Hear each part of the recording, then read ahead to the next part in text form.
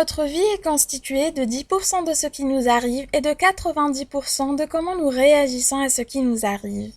Tous les jours, des événements arrivent et échappent totalement à notre contrôle. Un rendez-vous annulé, on tombe malade, la connexion Internet s'interrompt lors de la préparation d'un projet important, on fait face à des échecs, à la perte d'un boulot, d'un ami. Nos vies changent radicalement et souvent qu'on le souhaite ou pas. Mais en fin de compte, l'impact de n'importe quelle situation sur votre vie dépend de votre réaction. Revenons à cette citation un moment. Notre vie est constituée de 10% de ce qui nous arrive et de 90% de comment nous réagissons à ce qui nous arrive. Cela veut dire que comme un facteur de la qualité de votre vie, ce qui vous arrive ne représente qu'une minuscule portion. Je pense que la compréhension ainsi que l'application de cette règle aura un effet majeur sur la qualité et la trajectoire de votre vie.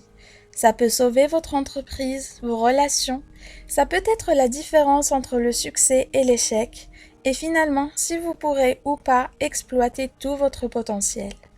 Pour vous aider à intégrer cette règle à votre vie, voici comment la pratiquer. Donnez-vous la chance de ressentir ce que vous ressentez, de l'analyser et de réfléchir à votre réponse. Autrement, si vous réagissez sans peser vos mots, vous allez probablement faire d'une situation mineure un conflit bien plus compliqué à défaire.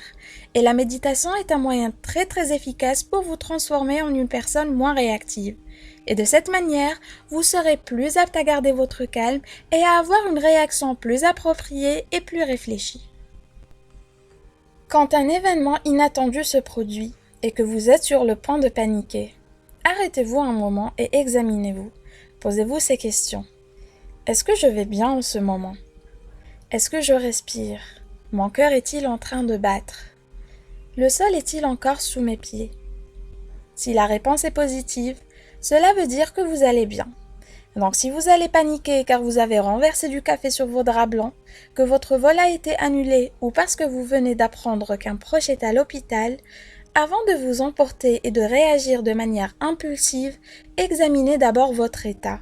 Et si vous allez bien en ce moment, votre réaction à ces événements extérieurs sera bien plus efficace.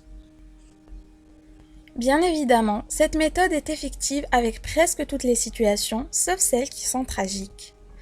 Mais dire « et ceci est ce que je veux » permet de recadrer ce que vous considérez comme étant négatif ou hors de votre contrôle. Par exemple, vous avez décidé d'écrire toute la journée et votre voisin a décidé de faire des travaux, ou bien c'est le jour de votre mariage et il pleut des cordes. Réagir avec ce petit mantra entraîne votre cerveau à saisir tout ce qui se passe à n'importe quel moment comme si c'était ce que vous souhaitiez, ce qui vous met au contrôle de ces 90% de votre vie. L'attitude est plus importante que les faits eux-mêmes. Elle est plus importante que le passé, l'éducation, l'argent, les circonstances, les échecs, les réussites, que ce que les gens font, disent ou pensent. Elle est plus importante que l'apparence, le talent ou le savoir-faire. L'attitude peut contribuer à bâtir ou à détruire une entreprise, une amitié, un foyer. Ce qui est remarquable, c'est que j'ai le choix chaque jour quant à l'attitude que j'adopterai.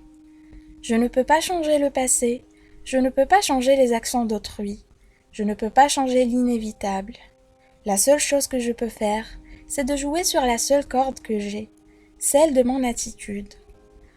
Je suis convaincue que la vie est faite de 10% de ce qui m'arrive et 90% de la façon dont j'y réagis.